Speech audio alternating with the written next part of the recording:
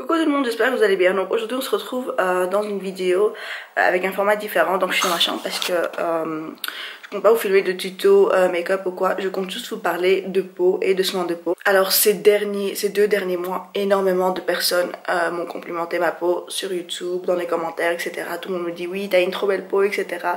On veut que tu nous partages ta routine soin. Dans cette vidéo, je vais vous dire tout ce que je fais pour ma peau, tout ce que j'utilise et les 4 secrets que vous devez savoir. C'est pas vraiment des secrets en fait, c'est les 4 choses que vous devez absolument faire si vous voulez avoir une belle peau. Alors première chose déjà que je tiens à préciser, je n'ai pas une peau parfaite, hein. J'ai vraiment pas une peau parfaite. Comme vous pouvez voir là, je n'ai rien du tout sur ma peau, mais j'ai des cernes, j'ai des taches de rousseur, j'ai des irrégularités. C'est vrai que je n'ai pas vraiment de boutons, acné et tout ça. Et franchement, je n'ai pas la peau parfaite. Et je suis passée par une période acné quand j'avais 15 ans, donc il y a plus ou moins 7 ans. J'ai eu de l'acné sur mon front, sur mon dos, j'en avais même sur les joues, etc. Et ça a été très difficile. Et je pense que tout le monde passe par une période acné en fait.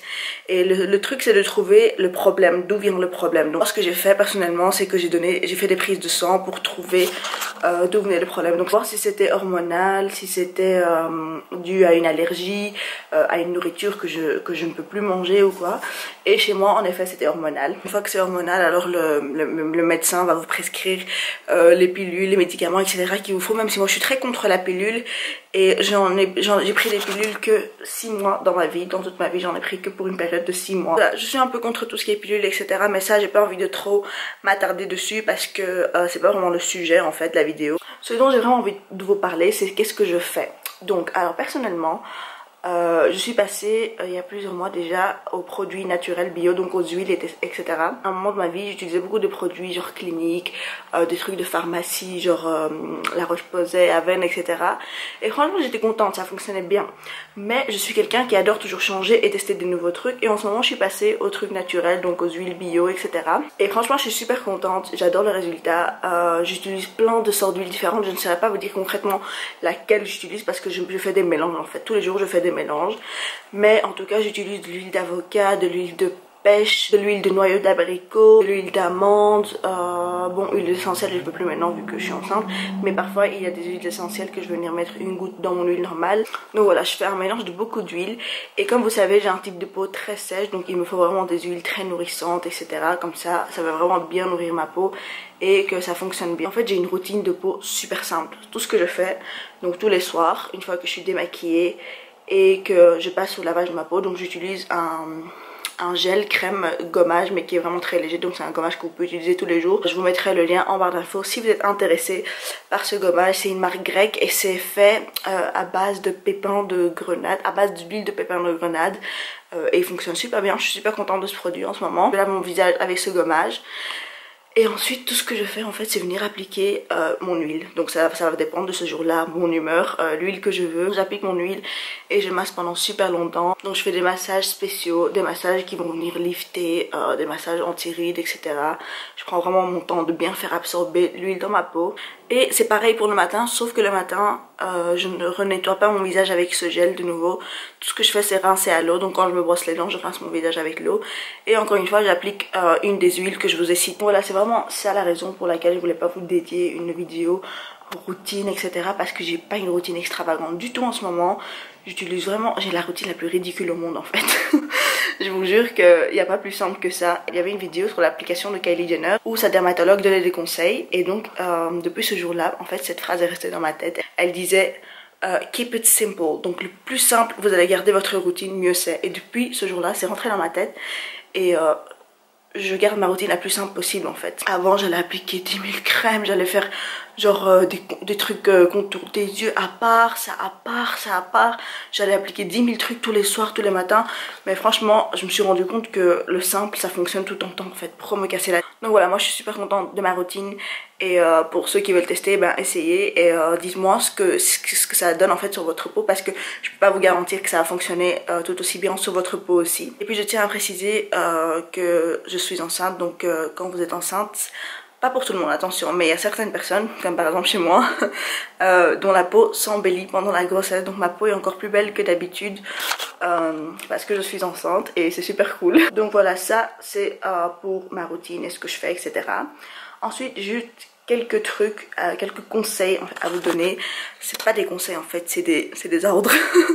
Il faut vraiment que vous fassiez ça si vous ne le faites pas, parce que si vous faites pas ces étapes là, j'ai l'impression que c'est pas possible d'avoir une belle peau en fait, sauf ceux qui sont vraiment chanceuses et que c'est dans les gènes, et que même si vous mettez de la boue tous les soirs sur votre peau avant de dormir, vous aurez quand même une belle peau. Donc en fait, ce qu'il faut faire, alors déjà premièrement, il faut se démaquiller correctement tous les soirs. C'est hyper important de bien se démaquiller, de retirer tout le maquillage qui est bloqué dans les pores toute la journée. Donc toute la pollution de dehors, les saletés, etc. Il faut retirer tout ça avant d'aller au lit. C'est une obligation. Ne passez jamais cette étape-là. Se démaquiller correctement avec une lotion, une huile, etc. Ensuite, venir se laver le visage, se rincer le visage avec un gel spécial, un gommage, etc. Tout ce que vous voulez. Mais s'il vous plaît, ne passez jamais cette étape-là. C'est hyper important. Ensuite, il faut s'hydrater la peau. S'hydrater, je ne parle pas de crème hydratante, etc. Non, on va passer à ça juste après. S'hydrater, je parle de boire de l'eau. Vous n'imaginez pas à quel point boire de l'eau joue sur votre peau. Je sais que c'est difficile pour beaucoup de personnes parce qu'il y a beaucoup de gens qui n'aiment pas boire de l'eau, qui n'arrivent pas tout simplement. Mais moi perso, je suis une addict d'eau. Je peux boire jusqu'à 3 litres d'eau par jour. Et je pense que ça joue aussi beaucoup sur ma peau. Je sais que ça joue beaucoup et que si j'arrête de boire autant d'eau, ma peau ne sera pas aussi en bon état qu'elle l'est maintenant. L'hydratation, c'est hyper important. C'est un des secrets aussi pour avoir une belle peau. Ensuite, troisième truc. Il ne faut pas toucher votre peau avec vos mains sales pendant la journée. Il ne faut pas péter les boutons. Quelque chose à ne pas faire. Il faut vraiment éviter ce genre de truc, parce que c'est... Alors le fait de venir péter un bouton, ça va vous laisser une tache, ça va vous laisser des marques, des cicatrices, etc. Et je sais qu'est-ce que je dis parce que je l'ai fait auparavant. Voilà, ce genre de truc, faut complètement éviter. Même se toucher le visage, tout simplement, genre se toucher le visage dans la journée avec vos mains sales. Vous n'avez pas toujours les mains propres dans la journée. Donc il faut l'éviter, tout simplement, parce que toutes les saletés, les bactéries qui sont sur votre main, sur vos mains, restent sur votre visage quand vous le touchez. Donc voilà, encore une fois, c'est quelque chose à éviter complètement. Là, je suis essoufflée, mais cette caméra, elle pèse hyper lourd, oh mon dieu. Quelle idée de filmer comme ça. Et ensuite, quatrième chose, c'est de se prendre soin de sa peau, en fait, de soigner sa peau. Donc d'utiliser les produits qu'il faut, les huiles, etc. Donc de se créer une routine, en fait. La peau a besoin de... Je sais pas, vous mangez, vous, non? Votre peau aussi a besoin d'être nourrie. C'est très logique, en fait. Quand vous pensez...